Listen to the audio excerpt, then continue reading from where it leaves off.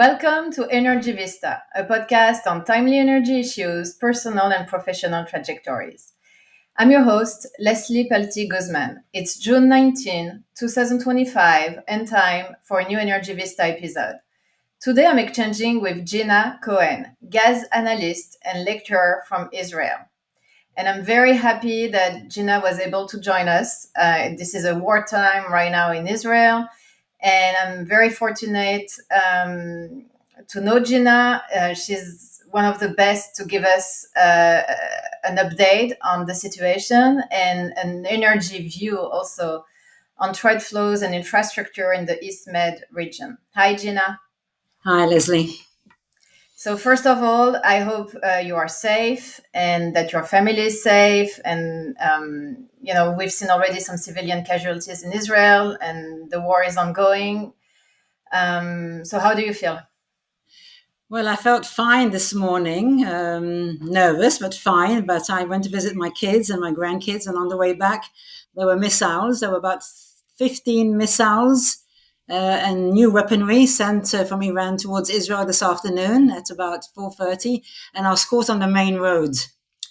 And all of us stopped underneath a bridge, which was maybe just a semblance of security, but it felt better. And then I got home just in time for this podcast. Wow. Thank you. Thank you for making it. I thought most of the missiles attacks that were not intercepted happened over the night, but this was during daytime, right? And it seems that Iran right now is launching like a new barrage of missiles in the north of Israel. Yes, this was in the north. I think that they changed their tactic today because yesterday the defense establishment and the home front told Israelis that we could lessen our necessity to stay at home, and people can go to work if they want to go to work, as long as it's not more than 30 people and as long as they have secure spaces to be in. So Iran did not like this. They did not like images of Israelis going to malls whilst they are under attack. And this is why we understand that they attack during the daytime rather than only at night, and with new weapons indeed. Yeah. So we're about in the seventh day of the Operation Rising Lion. The Israeli military launched this attack, like those preventive attacks, to prevent the emergence of another nuclear power in the region. It's also a way to, in Israelis' words, to go after the head of the octopus of terror following October 7. Do you feel that the Israeli population is backing up this operation and has the resilience and want to see it finished as soon as possible? Like, what do you feel right now is, and I know it's hard to speak for all the Israeli, but like during wartime, it's important to know where the population stands. Well, I haven't had anybody speak against it. So I presume that, yes, that we support it. Because it's not only to go against the nuclear weapons, it's also even just the basic ballistic missiles. They were building so many of them, and they were prepared to give them out to whatever allies they have in the region. And so just the missiles were an existential threat to the country also. So this is the reason why we did it, and the opportunity was the best time possible with the new president in America, with Syria weakened, with the whole regional arena as we know it is.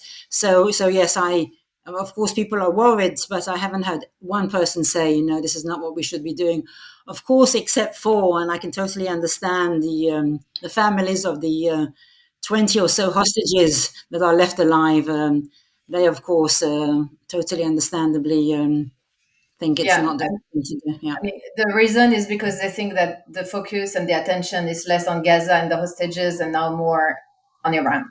Yes, it's not that they think it is less than Gaza. It is. It's impossible to focus on all fronts. And even they say themselves they have to go to shelters and they have to stock up on food. So the focus is on, like you say, the head of the octopus or the snake or whatever. Yes. Yeah. In terms of implications for energy, by the way, I totally agree with you. I think the timing and the momentum is here on the military and also pure, economic reasons, like in terms of where the oil and gas markets are right now. and military. Yes, I mean Israel had already weakened all the networks of the Iranian proxies, decapitating leadership of the Hamas, Hezbollah, and then going after with spycraft and other to make them less powerful in the region. So yeah, the timing is here. But in terms of critical energy infrastructure that have already been hit, so there was the Haifa refineries. In terms of impact and for the Israeli domestic market, what does it mean? The Haifa refinery is the biggest one of the two refineries we have, and it's situated in the middle of a big town. It caused the death of 3 people.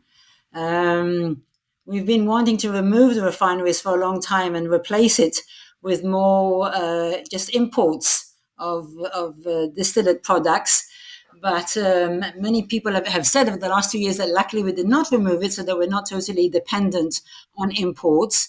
The impact has been minimal. The ministry has said that even the emergency reserves of diesel and fuel oil and gasoline have not been touched.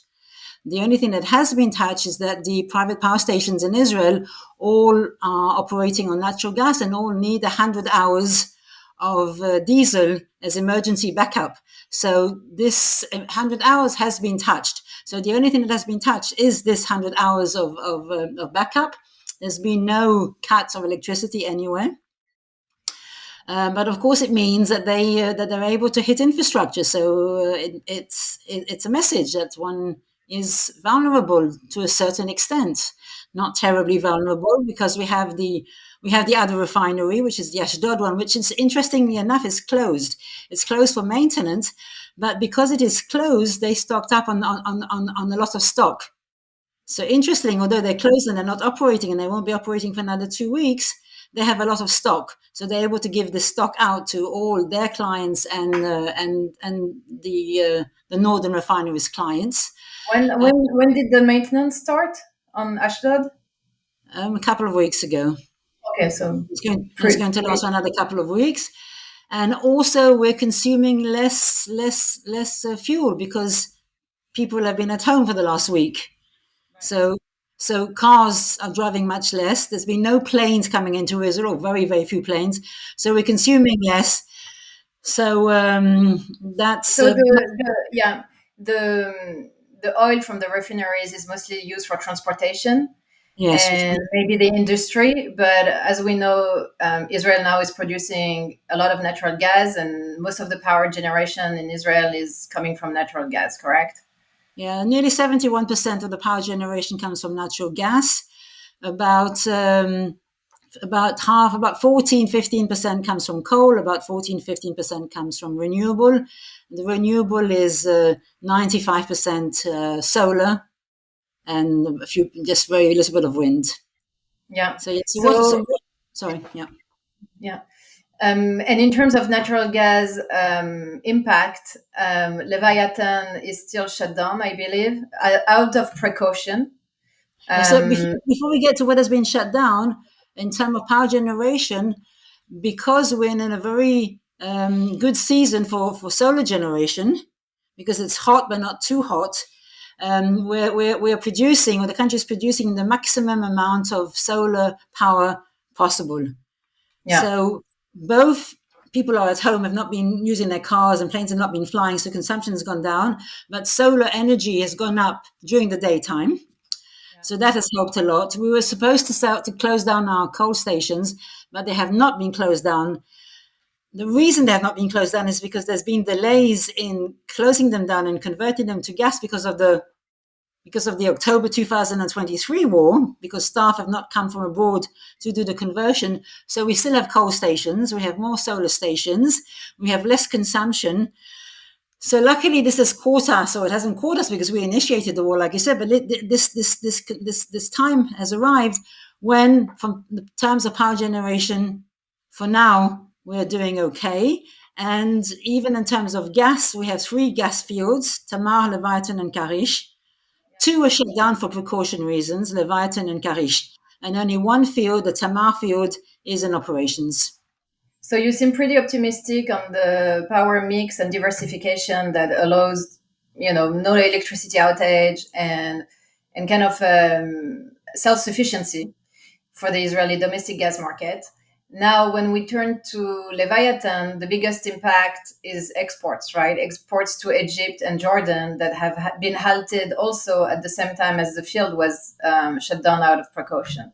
Yeah, so the fields were shut down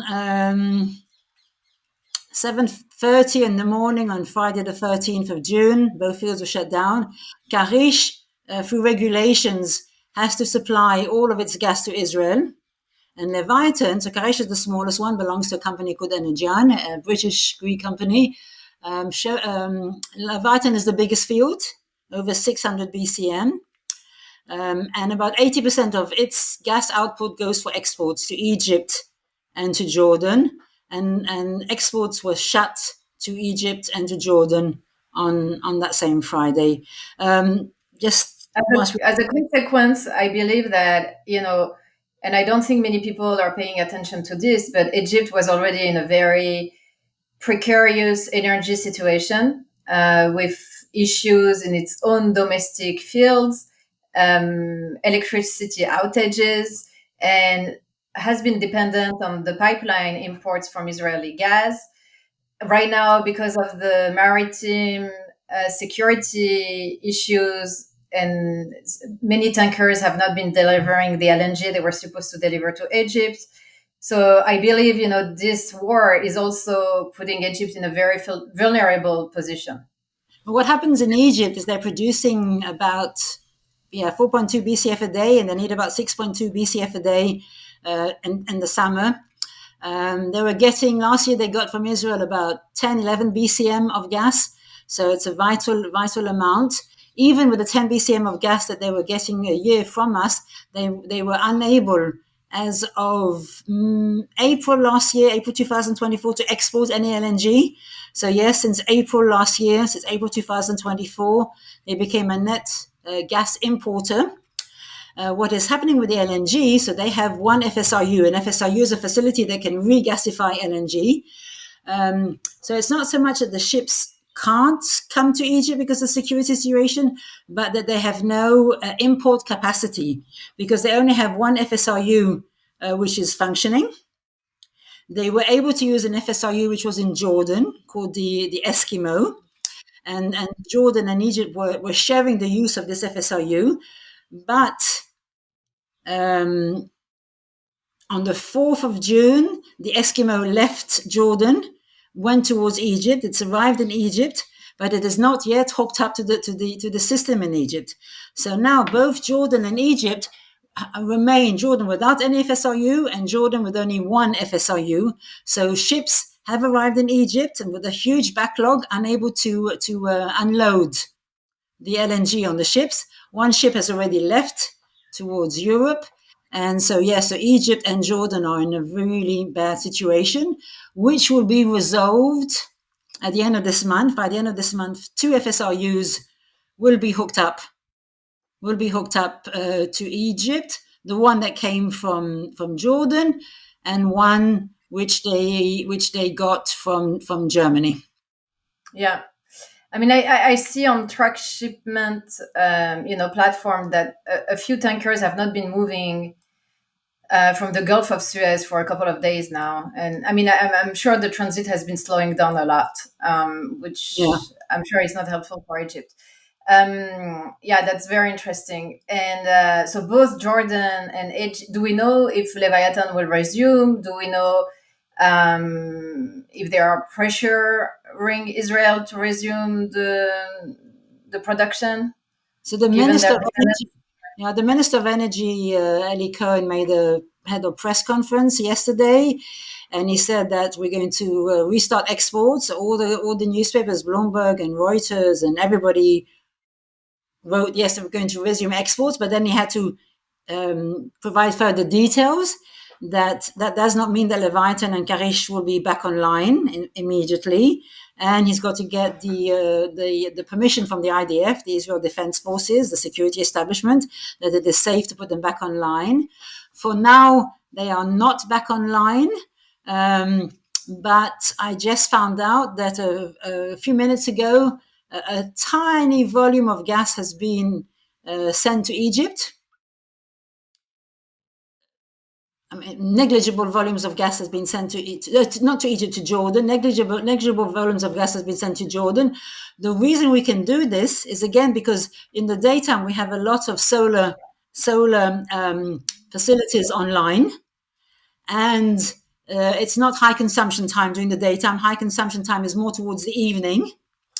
And so we have a couple of hours of surplus capacity. So that surplus, we're sending it to Jordan before Egypt, because Jordan is in a bigger predicament than Egypt because they have no gas at all. It's fascinating to see how integrated at the end, those three countries are. And it made me think a little bit about, to a lesser extent, but like the European Union, when they can help each other, either with renewable or, through the electricity grid or the gas pipeline grid. Very interesting. And the Tamar field is still up and running, and this is how Israel is mostly now getting its gas. Yeah, so Tamar is producing just over like 10 BCM a year. Yes, 1 BCF a day, a bit over that. So it's producing more than it did on average last year. Israel consumes about 13 BCM a year. So it's able to supply most of our needs, but we're reducing consumption, increasing solar, using more coal, using some diesel.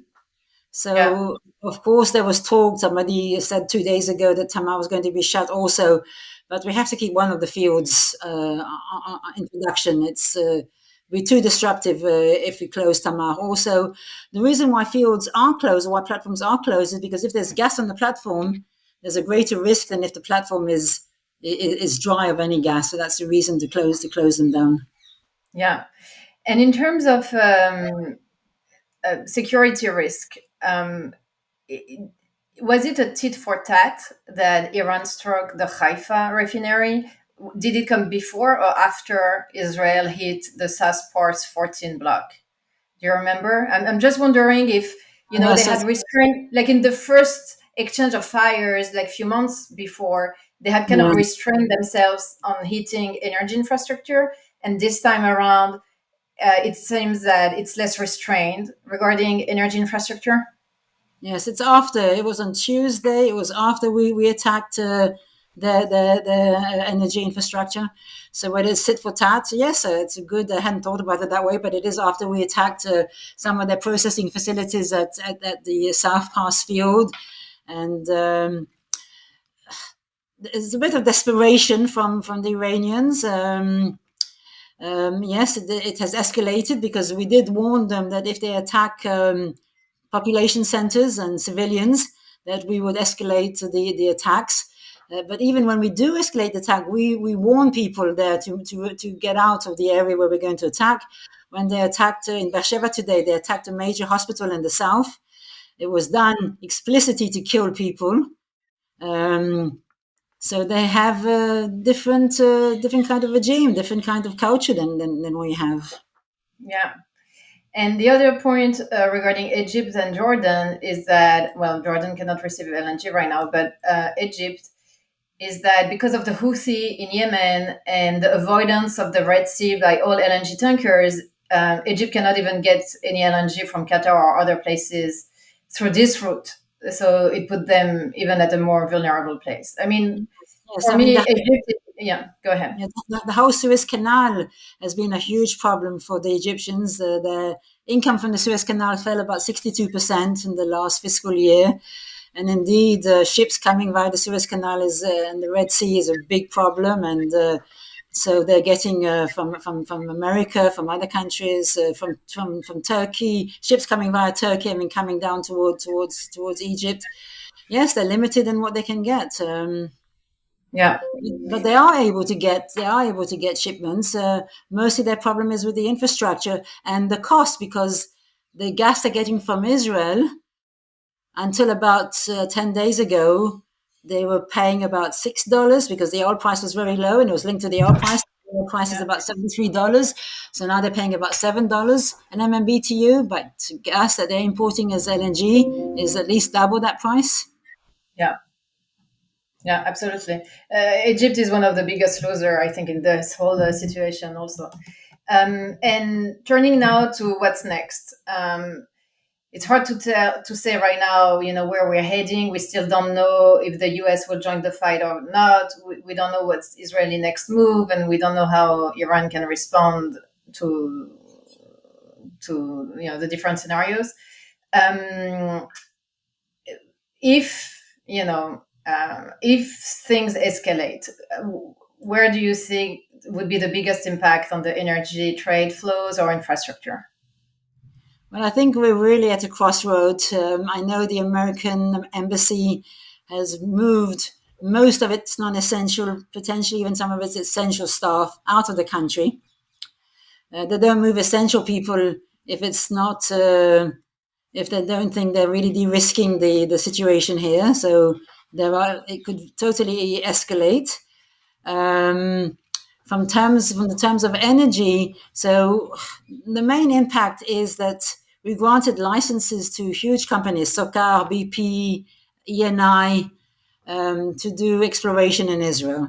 Now, exploration in Israel is important, A, to make new discoveries, B, for international relations with Israel, C, for the exports, because there's a huge group of opponents for us exporting to Egypt and Jordan, saying we're exporting vital reserves. But if we can attract huge major companies to come and do more exploration, then we're much safer exporting. So in October 2023, we granted license to Eni, BP, SOCAR. Of course, they held off coming. But then 2 or 3 months ago, they accepted the award of the licenses and were about to come. Now, with this last week, I'm sure they're putting things on hold again. If companies are removing their staff from Israel, new companies are not going to come in. So, interestingly enough, the stock market here is doing amazingly well in the last Yeah, few days I saw that, like plus 3% or something. How do you explain that? because optimism that is going to be better, because of the concern that Iran was a huge threat to us, and optimism that we're going to be able to live in much greater peace. So if things move as we're hoping it is, and that it is for now, and if Trump intervenes and brings his B2 and his, BBB bombs and helps, and or if through negotiations Iran totally gives in, then from the energy point of view, it'll be much better than it was before. The companies will come, more people will want to invest, our reputation will have grown. If things get worse over the next few days, and of course matters will be put on hold for a certain time, and Egypt and Jordan will be big losers before Israel. But for Israel, it's very important. It's very important for us to uphold Jordan and Egypt. It's very important for us. We want to uphold our contracts and our neighbors. And what the contracts are, we're not going against the contracts, but the contracts have clauses that if under emergency we can stop exporting. But we want to uphold the regimes and we want to uphold the livelihood there. So, Yeah. yes, I can't predict what's going to happen, of course. I'm optimistic. The stock market is optimistic. Yeah. So it's, before October 7, 2023, we were already talking about a new Middle East. It has been delayed. Now we may see, there are hopes for, again, a new Middle East. And already several dominoes have fallen, right? Change of regime in Lebanon. I mean, kind of new paradigm. Same for Syria. That will also create new energy relationship in the regions and new alliances. There is one that people are discussing, which is between Qatar, Iraq, or Syria, and Turkey. Do you follow that, and do you believe in this pipeline route? No, it's not going to happen. Even Qatar came out officially about 2 months ago saying they're not interested in such a pipeline. It's just talk. They've heard this talk. It doesn't come from them, and they're much more interested in selling their LNG. They're not going to make a pipeline, via Syria and Qatar, and nobody's going to be able to secure this pipeline. they have a they don't need this. They have huge projects of 50% more LNG coming online. They know the LNG market, and they get good pricing, long-term contracts, high prices, and they've officially said that they're not interested in this pipeline. The only reason why I'm paying attention to it, because we know that they are highly dependent on the Strait of Hormuz. That's a big risk for their exports. That would be a diversification of markets also at a time where the LNG market is going to get glutted and there is increasingly competition for market share. So for them, opening new markets in their region I could see the strategic thinking here. Maybe over the last week with the threats again to the Straits of Hormuz, maybe they're rethinking it and going back on what they said 2 months ago. But of course, if the straits are shut down, it's a very small probability. If it happens, it's a huge impact. But I presume that America can intervene and can cause them to be reopened. But indeed, Qatar is already worried. They're telling their ships not to go into the Straits of Hormuz until the very last minute, and to wait on the outskirts and not to sort of procrastinate in the straits. So yes, they're worried, and maybe they will rethink pipeline and diversification towards new markets. Maybe that could be competition for the East Med gas. Yes, look, East Med gas. It's a problem because again, also we have to get to do an onshore LNG is very complicated here because there's little space, and offshore FLNG is very expensive. So the other option is the pipeline. We're thinking of doing a pipeline to Europe. The only problem is, or the main problem is Europe. Europe needs to get off its high horse and agree to sign long-term contracts. Even Azerbaijan is saying, you want to buy more gas from us, we have the gas, but you have to sign long-term contracts. So we could do the pipeline. The other problem is Turkey. Turkey is another threat, and because Turkey is saying that certain areas southwest of Cyprus belongs to them as their territorial waters or those of Libya. Yes, there are threats and opportunities and complications all over the place. Yeah, well, thank you so much, Gina, for making sense of all of those. We'll have you back because it's in a region that is moving very fast, and we all need to filter the noise and analyze the situation and think clearly about it. So thank you so much for sharing. Stay safe, and I hope there will be a happy ending for Israel soon enough. Thank you very much. It only works because I share it with you. Yeah. Thank you, Gina. Bye-bye.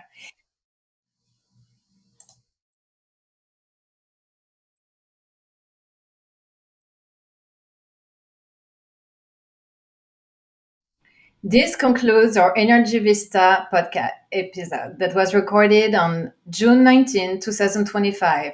This is Leslie Palti-Guzman saying good day and good luck.